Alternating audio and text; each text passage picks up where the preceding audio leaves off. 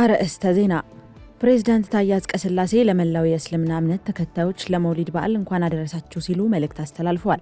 ጠቅላይ ሚኒስትር አብይ አህመድም በዓሉን አስመልክተው ባስተላለፉት መልእክት የነቢዩ መሐመድ ታሪክ ትውልድን ለበጎ የሚቀርጽና ለታላቅ ዓላማ መኖርን የሚያስተምር መሆኑን ገልጸዋል። ሰሙታላችሁ። ከ47 በላይ የአፍሪካ ሀገራት የተውጣጡ የጤና መሪዎችና ሚኒስትሮች የሚመክሩበት 76ኛው የአፍሪካ ጤና ኮሚቴ ጉባኤ ፕሬዝዳንት ታዬ አጽቀሥላሴ በተገኙበት ተከፍቷል። በመክፈቻ ስነ ስርዓቱ ላይ የዓለም ጤና ድርጅት ዋና ዳይሬክተር ዶክተር ቴዎድሮስ አድሃኖም ደማቅ የክብር እውቅናና ሽኝት ተደርጎላቸዋል። እነግራቸዋለን። በከፍተኛ ትምህርት ተቋማት የሚፈጸሙ የሙስናና የሥነ ምግባር ግድፈቶችን ለመከላከል ተጠያቂነትንና የአሰራር ስርዓትን መዘርጋት እንደሚገባ የትምህርት ሚኒስቴር ዴኤታ ኮራጡ ሽኔ ተናግረዋል።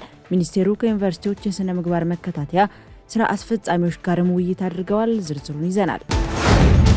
አሜሪካ ኢራንን ከዓለም አቀፉ ኢኮኖሚ ለማግለል ያለመ ነው የተባለለትን ማዕቀብ ይፋ ማድረጓን ተከትሎ ኢራን የተጣለባትን ማዕቀብ መቋቋም እንደምትችል አስታወቀች። የኢራን የኢኮኖሚ ሚኒስትር አሊ ማዳኒ ዛዴህ እርምጃው ለአሜሪካ ሽንፈት የሚያስከትል ነው ሲሉ አስጠንቅቀዋል። ተጨማሪውን ይዘናል።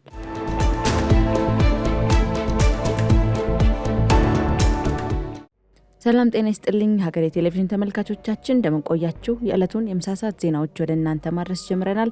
ከሀገር ውስጥ እንዲሁም ከውጭ ያዝናቸው መረጃዎች ምህረት ደግፍ የማስደምጣቸውናል። አብራችሁኝ እንድትቆዩ በአክብሮት ጋብዛለሁ። በቅድሚያ ወደ በዓል መልእክቶች አልፋለሁ። ፕሬዝዳንት ታዬ አጽቀሥላሴ ለመላው የእስልምና እምነት ተከታዮች ለመውሊድ በዓል የእንኳን አደረሳችሁ መልእክት አስተላልፈዋል። ፕሬዝዳንቱ በመልእክታቸው በዓሉ የሰላም፣ የፍቅር፣ የመተሳሰብና የአንድነት ይሁን ዘንድ እመኛለሁ ብለዋል። ጠቅላይ ሚኒስትር አብይ አህመድም ለመላው የእስልምና እምነት ተከታዮች ለ1501ኛው የነቢዩ መሐመድ የመውሊድ በዓል እንኳን አደረሳችሁ ሲሉ መልእክታቸውን አስተላልፈዋል። ጠቅላይ ሚኒስትሩ በመልእክታቸው የነቢዩ መሐመድ ታሪክ ትውልድን ለበጎ የሚቀርጽና ለታላቅ ዓላማ መኖርን የሚያስተምር መሆኑን ገልጸዋል። ነቢዩ የተጠሩበትን ዓላማ በሚገባ ተገንዝበው በቃላቸው በስራቸውና በኑሯቸው አክብረውት መኖራቸውን የጠቆሙ ሲሆን እኛም ለታላቅ ሀገራዊ ዓላማ መቆማችንን በስራችን ልንገልጸው ይገባል ብሏል። ክብር ያለ መከራ እንደማይገኝ ያስታወሱት ጠቅላይ ሚኒስትሩ ነቢዩ ለዓላማቸው ሲሉ ስደት፣ ረሃብና ጦርነትን ጨምሮ ብዙ መስዋዕትነትን መክፈላቸውን አስታውሰዋል። እውነተኛ ሰው ለዓላማው የሚገኘውን ጥቅም ብቻ ሳይሆን የሚከፈለውንም ዋጋ ለመቀበል ዝግጁ መሆን እንዳለበት ነቢዩ ትልቅ ትምህርት ሰጥተዋል ብለዋል። ነቢዩ መሐመድ ከአላህ የደረሳቸውን መልእክት ለራሳቸው ብቻ ሳያስቀሩ ለዓለም ለማዳረስ መትጋታቸውን በመጥቀስ እኛም ዓላማችንን ለሌሎች እንዲያውቁና እንዲያምኑ ልክ እንደ ነቢዩ መድከም አለብን ሲሉ ገልጸዋል። በመጨረሻም መውሊድን ስናከብር ከነቢዩ ሕይወት የተማርነውን ትምህርት ለሀገረ መንግስታችን ግንባታ ልንጠቀምበት እንደሚገባ አደራ በማለት ለኢትዮጵያና ለሕዝቦቿ መልካም ምኞታቸውን ገልጸዋል። 1501ኛው የነቢዩ መሐመድ የልደት በዓል መውሊድ በታላቁ አንዋር መስጂድ እየተከበረ ነው። የኢትዮጵያ እስልምና ጉዳዮች ጠቅላይ ምክር ቤት ተቀዳሚ ምክትል ፕሬዝዳንት ሼህ አብዱል ከሪም በድረዲን ባስተላለፉት መልእክት ነቢዩ መሐመድ የሀበሻን ታላቅነት መመስከራቸውን በማውሳት ህዝበ ሙስሊሙ ለሀገራችን ሰላምና አንድነት ሊተጋ ይገባል ብሏል። የኢትዮጵያ ሃይማኖት ተቋማት ጉባኤም ለ1501ኛው የነቢዩ መሐመድ መውሊድ በዓል የመልካም ምኞት መልእክት አስተላልፏል።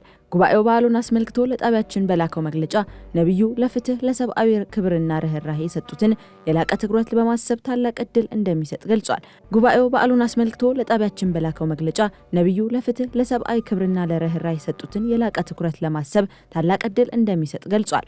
ጉባኤው በዓሉ የኢትዮጵያ ሀገራዊ ምክክር ጉባኤ የሀገርንና የህዝብን ጥቅም በማስቀደም በመግባባት በተጠናቀቀበት ማግስት መከበሩ ደስታውን እጥፍ ድርብ እንደሚያደርገውም ጠቁሟል። ከ47 በላይ የአፍሪካ ሀገራት የተውጣጡበት የጤና መሪዎችና ሚኒስትሮች የሚመክሩበት 76ኛው የአፍሪካ ጤና ኮሚቴ ጉባኤ ፕሬዝዳንት ታዬ አጽቀሥላሴ በተገኙበት ተከፍቷል።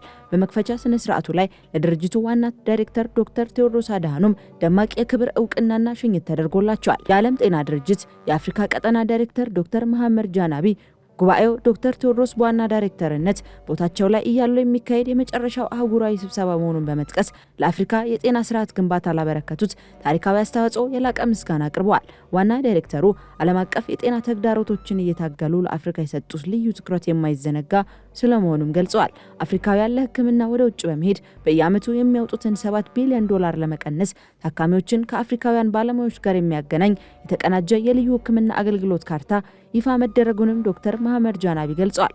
የአፍሪካ ኢንቨስትመንት ለአፍሪካ ሊውል ይገባል ሲሉ አሳስበዋል።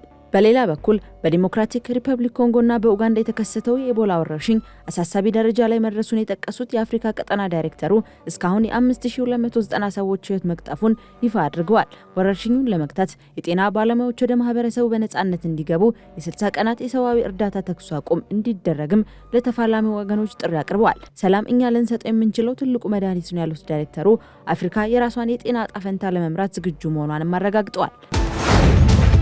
በከፍተኛ ትምህርት ተቋማት የሚፈጸሙ የሙስናና የስነ ምግባር ግድፈቶችን ለመከላከል ተጠያቂነትንና የአሰራር ስርዓትን መዘርጋት እንደሚገባ የትምህርት ሚኒስቴር ዴኤታው ኮራጡ ሽኔ ተናግረዋል።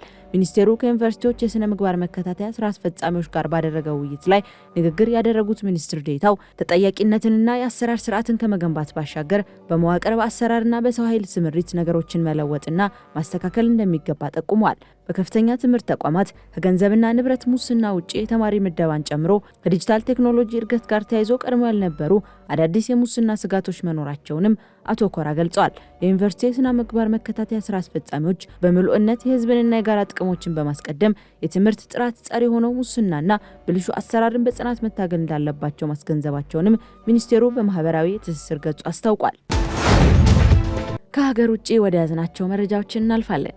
በዲሞክራቲክ ሪፐብሊክ ኮንጎ መንግስትና በኤም23 አማጺ ቡድን መካከል የተደረሰውን የተኩስ አቁም ስምምነት አፈጻጸም ለመከታተልና ለማረጋገጥ የተመደበው የባለሙያዎች ቡድን በደቡብ ኪቩ ግዛት ስራውን በይፋ መጀመሩ ተነገረ።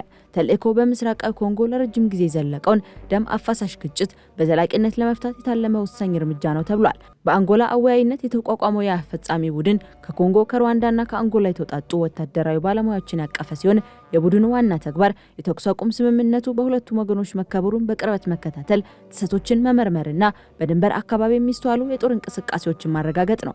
በምስራቃዊ ኮንጎ በሚሊዮን የሚቆጠሩ ሰዎችን ለስደት የዳረገው ይህ ቀውስ በሀገራቱ መካከል ከፍተኛ ዲፕሎማሲያዊ ውጥረት ፈጥሮ ቆይቷል። ይህ ተልእኮ በምድር ላይ ያለውን ተጨባጭ ሁኔታ በማሳወቅ በኮንጎና በሩዋንዳ መካከል ያለውን አለመተማመን ለመቀነስና ሰላምን ለማስፈን እንደ ትልቅ ተስፋ ተቆጥሯል። የማረጋገጫ ቡድኑ ስራውን በአግባቡ ማከናወኑ ለተፈናቀሉ ዜጎች ሰላም እንደሚሰጥና በቀጣይ ለሚደረጉ የሰላም ንግግሮች ጠንካራ መሰረት እንደሚጥል በሰፊው ይጠበቃል ሲል አፍሪካ ኒውስ አስነብቧል።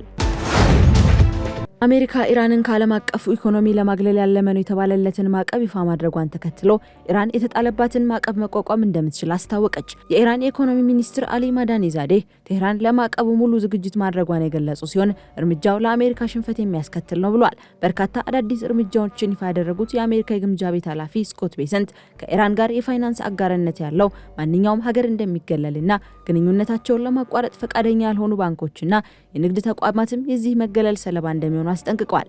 እነዚህ እርምጃዎች የተወሰዱት ግጭቱን ለማስቆም ከሚደረገው ጥረት ጋር በተያያዘ ከዋይት ሃውስ በኩል የተስተዋሉ የአቋም ለውጦችና የተራዘሙ የጊዜ ገደቦችን ተከትሎ ነው።